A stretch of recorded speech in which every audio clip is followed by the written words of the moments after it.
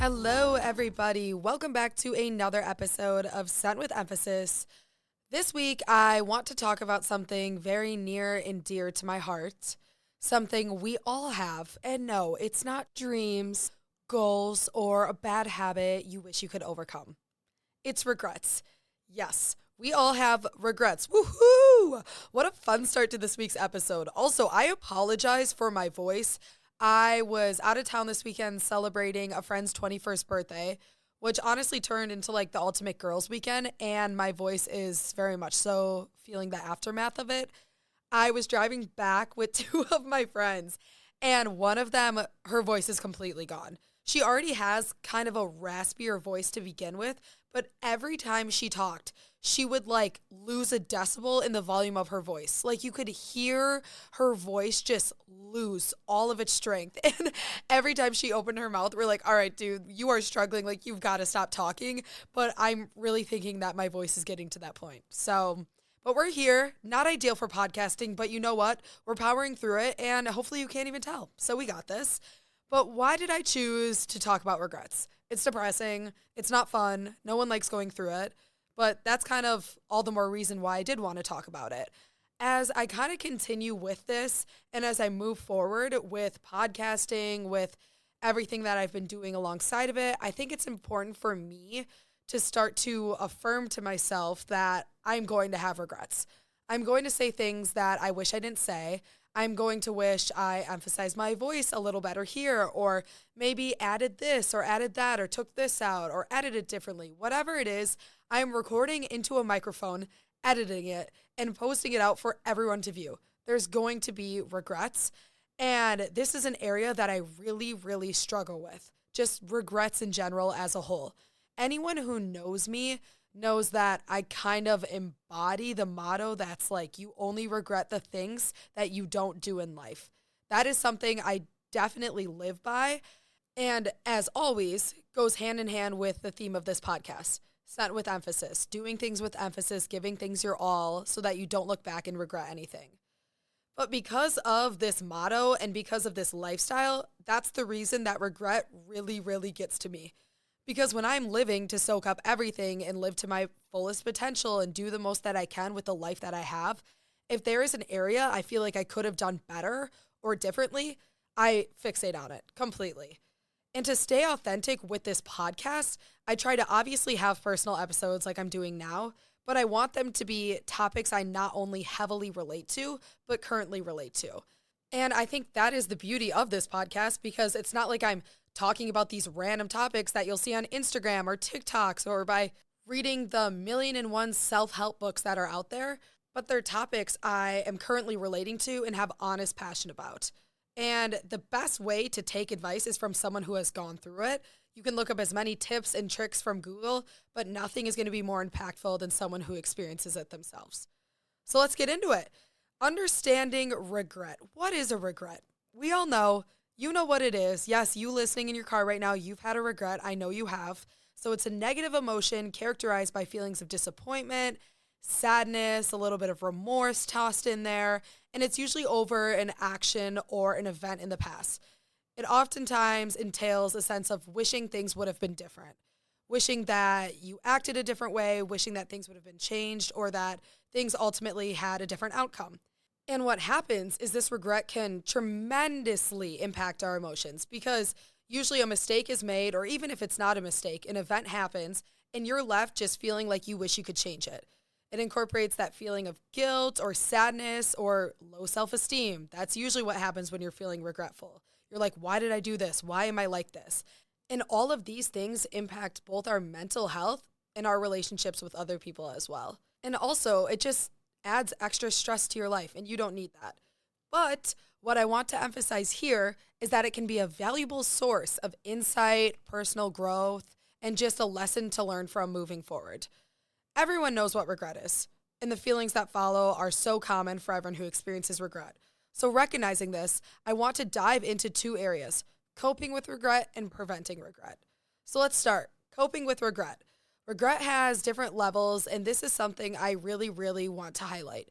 There are different levels of regret, some of which are more serious, more monumental, more crucial, And then there are some regrets, like the ones we experience day to day, that are just more minuscule, superficial, and kind of surface level regrets.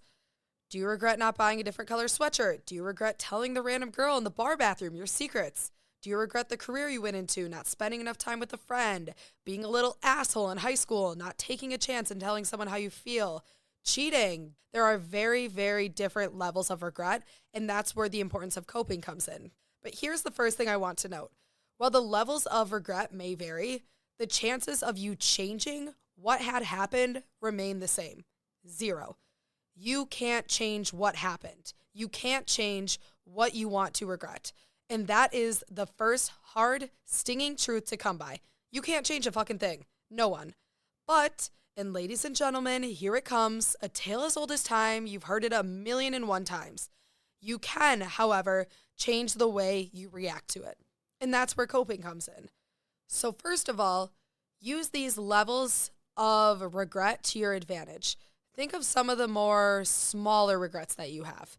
Telling someone something you probably shouldn't have, wearing the wrong outfit, sleeping in too late, ordering 2 shots at bar close, those day-to-day regrets that we have. Now, think about how much the outcome of these events are going to impact you in a year. Shit, even in a month.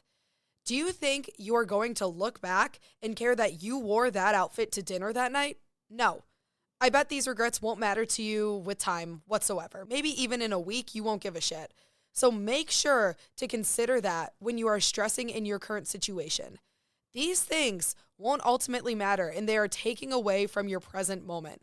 You are the only one beating yourself up and fixating on it. It is literally just you, which leads to my next point I want to make. No one fixates on your life more than you do. And I know I talk about this a lot in my anxiety segments, but this is something I know everyone feels. And I've had a lot of nights or mornings after where I feel this. Like, for example, my sophomore year, I had a really bad experience of a night out. It was one of those nights that everyone from my hometown was going out, and this guy that I was super into was also going.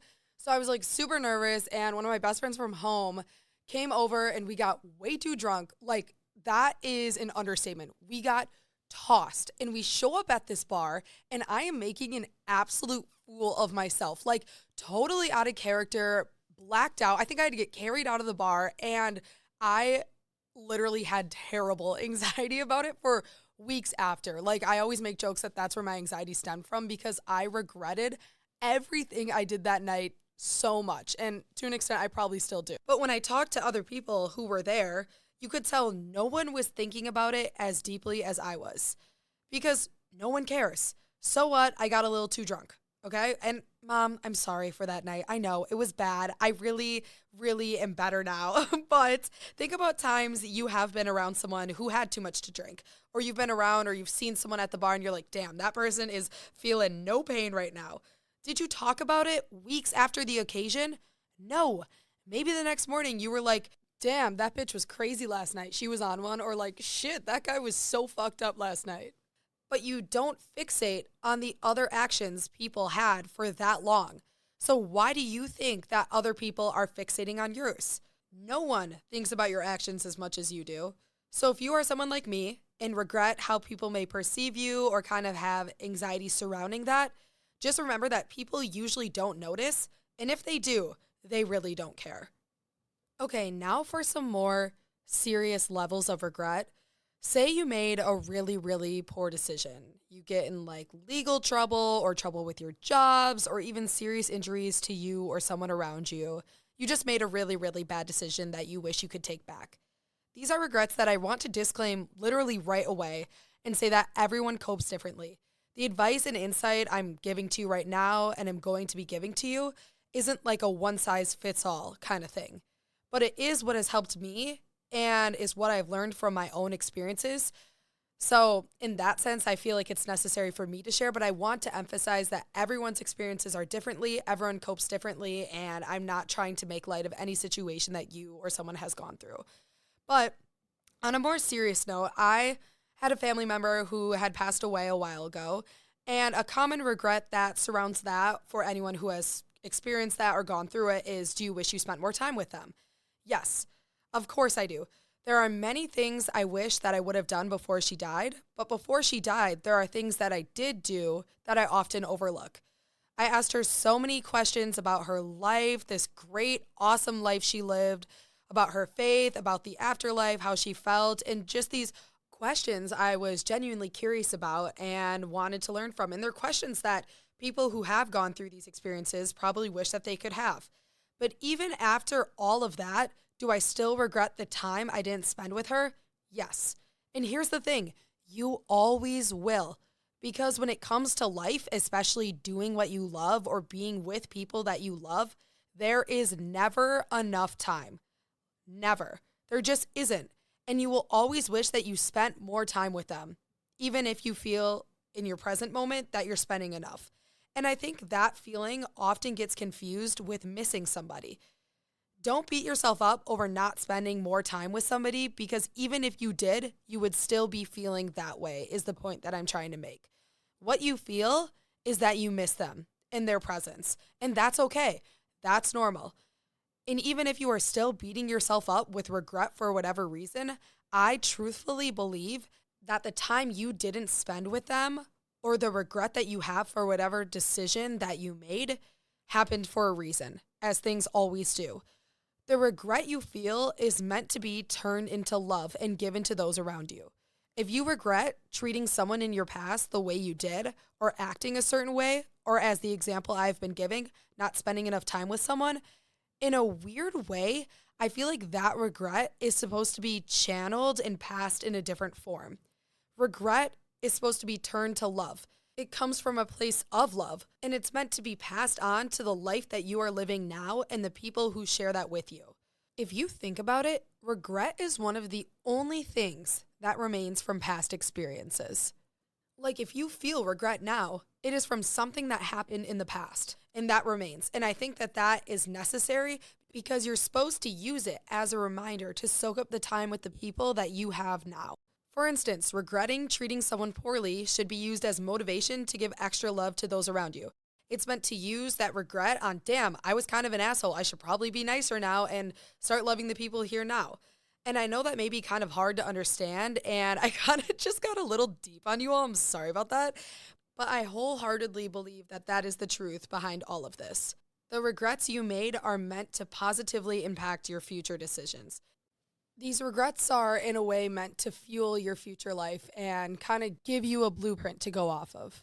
Another area I want to bring up is if your regret involves somebody else. Say you cheated on someone, you hurt someone, you did something that negatively impacted someone else. I think a huge part of regret is the guilt that we feel after, and that goes, like I said, for both minor and major regrets. But one important piece is to almost clear your conscience with yourself, but it's super important to make those amends with someone that you hurt. If you upset someone or embarrassed yourself or said something hurtful, I think a huge piece of letting go and moving forward from that regret is making amends with the person that you did. If this is something from years ago and you're kind of just realizing it now, it can almost be worth it to reach out to that person and say something. But I understand that there are situations where that's not fully necessary. But if you feel like part of you learning from your mistakes and coping with your regrets would be making amends with the other person that it involves, then it is definitely necessary to do so. And one last thing that I want to point out about that and when it involves another person is a lot of times they may not remember what you're talking about or think of it as deeply as you do, so they may really appreciate it. But a lot of times they might not give you the response that you want. They may still be hurting, they may still be upset, or it may be something that they haven't dealt with or just want to forget altogether. And their response shouldn't necessarily affect how you feel, because if you're in the right mindset and you're truly being genuine and apologizing, if they're not ready to accept that or forgive you yet, that's fine. That's on their plate and for them to deal with. But at this point, you did as much as you could to let go of that regret. So, how can we prevent regrets? The truth is, we can't. That's the thing. They're inevitable and it sucks, but it's part of life. It's part of growing up. But you can lessen the fall and lessen how many regrets you have, how impactful they are, and kind of how to deal with them. So, first, let's take a breather.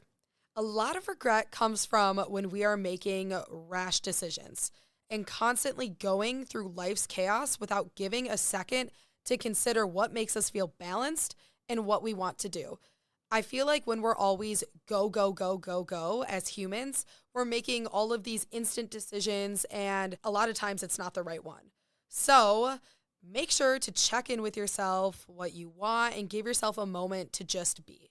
That's the best way to start any prevention of regrets. Just slow down a little bit. And then ask yourself, what are things I commonly regret? Think about it right now. Look back on your life. Do you regret the things you say? Maybe it's the way you act, the stuff you miss out on. Pinpoint whatever it is that you normally regret and go from there. If you regret not doing something, the next time you are invited out, force yourself to go. If you regret the things you say, be mindful when you are around others. Maybe don't talk as fast, don't drink as much, or spend more time by yourself getting to know yourself. Hold yourself to a higher standard and have some pride to not embarrass yourself or act a certain way just to impress others. Act in a way that you would want others to treat you.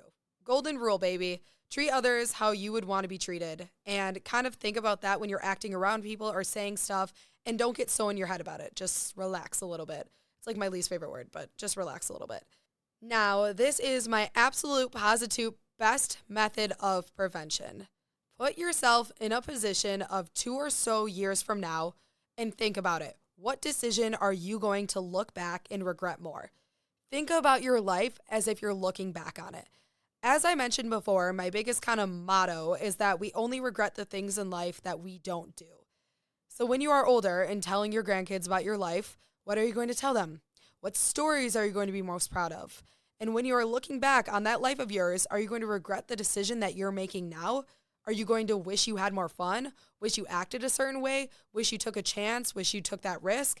I know a lot of things are spontaneous and a lot of stories end up being ones that we can laugh at, but what are you going to regret when you look back on your life? And that doesn't even have to be 2 years from now. Could be, what are you going to regret in a week? What's going to happen in a month when you wish you would have done this differently? Think about your life as you're looking back on it when you make decisions. And my last step for preventing regret. Don't stress yourself out and just live. Regrets are oftentimes inevitable, especially because we evolve as humans. What we think is a good idea right now may not be a good idea when we look back on it in a week or so. And we might be like, why did I do that? Why did I wear that? Why did I have a side part a majority of my life? I don't know. It's all part of growth, and we are constantly growing. So why beat yourself up over something that you can't control? Instead, focus on all the good things going around you now, because spending too much time worrying about the past, the future, or the things you can't change may end up being your biggest regret of all. All right, hot take section. For this week, I'm kind of on a little bit of a food kick. So I just want to say that I do not like eggs on avocado toast. I know that's probably super controversial for a lot of people, but I feel like it's like an oil and water situation. They just don't mix well together. They should be kept separate. They're both very good on their own, but I think avocado toast is significantly better without the egg on it. It just is. And that's probably because avocado by itself has a super bland and dull flavor. Like, avocado alone is really not that good. Maybe that's another hot take. Avocado by itself, there is no taste. It's just bland, okay? And then egg also has a super dull, bland flavor. So then you're just putting it on, I don't know, something about it doesn't sit right with me. And when the yolk kind of oozes into the avocado toast, I just don't think it tastes great. I don't. Also, I feel like if there wasn't so much aesthetic behind avocado egg toast, like, I feel like when girls are doing what I eat in a day or like cook with me videos, I feel like it's always avocado toast with an egg on it. That's just the default. That's always the go-to, and I don't understand. And I feel like, yes, it looks pretty. They always make it look clean. It kind of has that clean girl vibe, but I don't know. I don't think it goes that well together. And also, this brings up another excellent point. I definitely go through phases with food, and egg is the perfect example of that because I go through phases where I will literally eat an egg for breakfast every day. Scrambled, fried, egg sandwich, you name it, I'm having it. And then I will also go through phases where nothing sounds worse to me than an egg. Like, I get grossed out by eggs all of a sudden, and it's not like there's a bad experience that defines that transition. It's just a phase. I don't know. But yes, avocado toast, better without the egg, and better with everything but the bagel seasoning. It makes it all better. My roommate actually told me last night that she hates everything but the bagel seasoning, but my roommate also hates a lot of things, like chips. She literally sent me a picture of Lay's potato chips today and says, this has to be the worst chip on the planet, and I'll take that to the grave. And then she said, it's arguably just a vehicle for a fuck ton of salt. The chip is so thin, it provides nothing for the consumer except for overwhelming saltiness. It's horrible. So I'm not sure how much for trusting this one roommate, but shout out, you know who you are, love you. But yeah, next time you're debating having an egg with your avocado toast, just split them up. Have the avocado toast and have the egg on the side. Also, avocado toast on sourdough bread is best with a little drizzle of balsamic vinegar on top. Thank me later. It's absolutely amazing. But that is all I have for this week's episode. I hope this is an episode that you can maybe go back and listen to when you're having some sort of regrets, whether that be serious or not. I think that there are a lot of things to learn from our mistakes, but more importantly, kind of how to handle them and how to channel them into living life to the fullest right now. But you know the drill. Remember to follow the Scent with Emphasis Instagram account and be ready for the upcoming merch that is coming. I am so excited. Woo, gonna be awesome. And as always, remember to own who you are, mean what you say, and whatever you do, do it with emphasis, baby. I will see you next Tuesday.